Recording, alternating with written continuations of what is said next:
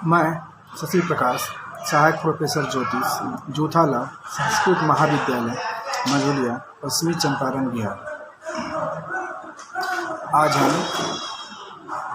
उपशास्त्री पुस्तक से संबंधित कुछ विषयों को आगे बढ़ाने का प्रयास कर रहे हैं। जैसा कि मैंने पिछले पाठ्यक्रम के दरमियान में आपको भवोग से संबंधित कुछ महत्वपूर्ण जानकारियाँ दी थी, उसी क्रम को आगे बढ़ाते हुए आज हम चर्चा करेंगे कि भयात कैसे निकाला जाता है। और इसके लिए भी मैं आपको कुछ उदाहरण के माध्यम से आपको समझाने का प्रयत्न करूंगा, बताने का प्रयत्न करूंगा कि भयात कैसे निकाला जाता है।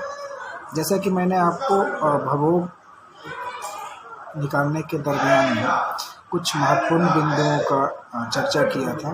कुछ महत्वपूर्ण बिंदुओं का इसमें होना आवश्यक होता है, जिसके आधार से ही हम लोग भवोग निकाले थे।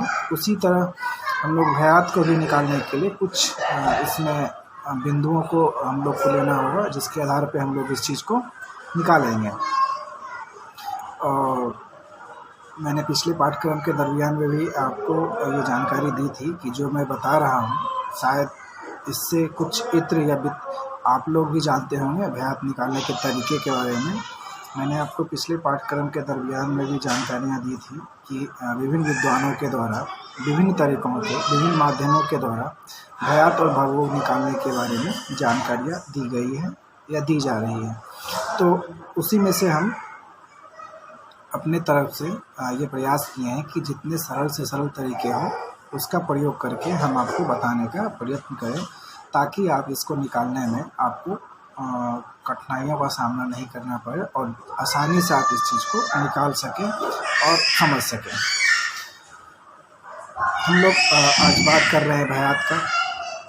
तो भयात के लिए हम लोग जो उसका परिभाषा जो दिया गया है उसके आधार पर हम लोग ये कह सकते हैं कि भयात जो होता है नक्षत्र के प्रवेश समय, मतलब नक्षत्र का जो प्रवेश समय होता है उस समय से लेकर जन्म समय तक की अवधि को,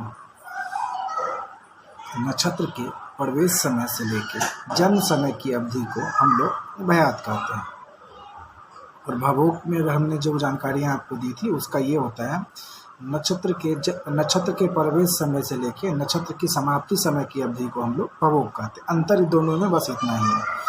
भवोग में हम लोग क्या करते थे, नक्षत्र शुरू से लेकर नक्षत्र की समाप्ति की अवधि को हम लोग लेते थे। और भवोग में क्या करना है, भयात में क्या करना है, नक्षत्र के प्रवेश समय से लेकर जन्म समय की अवधि, जो भी जन्म समय की अवधि होगा उसके जो अवधि होगी, बीच का जो समय काल होगा, उसको हम लोग भयात कहते हैं। अब इसको निकालने का तरीका क्या क्या हो सकता है, इसके लिए क्या क्या चीज़ हमारे लिए ज़रूरी होता है। तो जैसा कि मैंने आपको इस परिभाषा के दरमियान में ही जानकारियाँ दी थी कि नक्षत्र के प्रवेश समय, तो सबसे पहला हम लोग लेंगे नक्षत्र का प्रवेश समय। दूसरा क्या लेंगे, जातक का जन्म समय, जो भी उस जातक का जन्म समय होगा वो, और दोनों के बीच का जब होगा तो इसको हम लोग क्या करेंगे, घटा देंगे।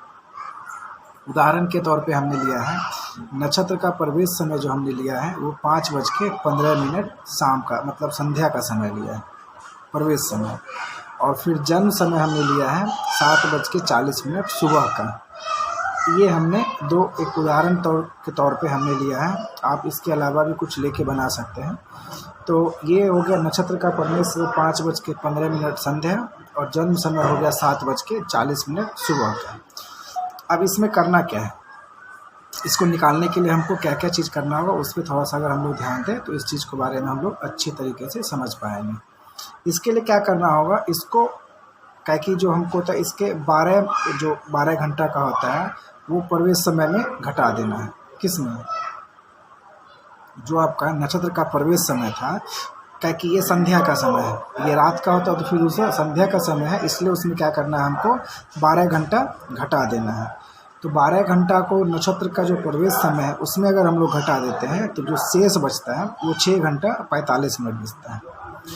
और शेष जो भी समय बचा उसको क्या करना है, जन्म समय में जोड़ देना है। शेष जितना भी बचता है उसको जन्म समय में जब जोड़ देंगे तो ये मेरा भयात निकल जाएगा। ये एक साधारण तरीका था जो मैंने आपको बताने का प्रयत्न किया। अब इसी चीज़ को अगर हम लोग दूसरे ताकि जब हम लोग लेते हैं तो जन्म समय और प्रवेश समय चेंज होते रहता है, इसलिए उसी को ध्यान में रखते हुए एक मैंने पहला उदाहरण आपको सुबह का दिया, अब दूसरा उदाहरण हम आपको शाम का दे रहे हैं ताकि दोनों में अंतर क्या क्या हो सकता है इस बिंदु को हम लोग थोड़ा सा समझेंगे। दूसरा मैंने फिर लिया नक्षत्र का प्रवेश समय 4:13 और फिर जन्म समय हमने ले लिया है 13:25 PM, मतलब दोपहर का समय हमने लिया है। तो इसमें करना क्या है, जन्म समय जो जन्म का समय है उसमें नक्षत्र के प्रवेश समय को घटा देना है। मैंने पहले क्या किया था, पहले वाले में किया था जो उदाहरण हमने लिया था क्या कि वो नक्षत्र का प्रवेश समय 5:15 शाम का था और जन्म समय सुबह का था।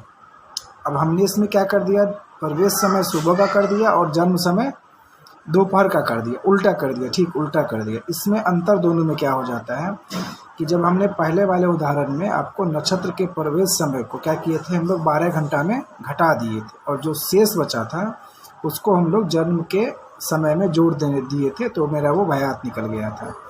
दूसरे उदाहरण में हम लोग क्या कर रहे हैं कि जन्म का समय हमने दोपहर का ले लिया और नक्षत्र का प्रवेश का समय हमने सुबह का ले लिया। अब इसमें करना क्या है, नक्षत्र के प्रवेश समय जो भी है और जन्म समय है, तो इसको क्या करना है, जन्म के समय में नक्षत्र के प्रवेश समय को घटा देंगे और जो शेष निकलेगा वो मेरा भयात होगा। ये दो तरीके से हमने आपको बताने का प्रयत्न किया है। अगर ये दोनों तरीके से अगर आप देख सकते हैं समय क्या कि जन्म का समय अगर सुबह का हो तो उसमें क्या करना है, जो नक्षत्र का अगर जन्म समय सुबह का हो और नक्षत्र प्रवेश समय शाम का हो तो उसमें क्या करना है, घटाने के बारे में घटा देने के बाद उसको जन्म समय में जोड़ देना है। लेकिन नक्षत्र का प्रवेश समय सुबह का हो और जन्म समय दोपहर का हो तो उसमें क्या करना है, जन्म समय में नक्षत्र के प्रवेश समय को घटाने के बाद जो शेष बचता है वो मेरा भयात होता है। तो मैंने आज आपको दो उदाहरण के माध्यम से भयात निकालने संबंधी कुछ जानकारियाँ दी। इसको आप लोग कुछ और उदाहरण के माध्यम से घर पे समझ सकते हैं, बना सकते हैं। और इसके अलावा भी अगर किसी भी प्रकार की परेशानी हो बनाने में, समझने में, तो आप ग्रुप के माध्यम से जानकारियाँ ले सकते हैं। धन्यवाद।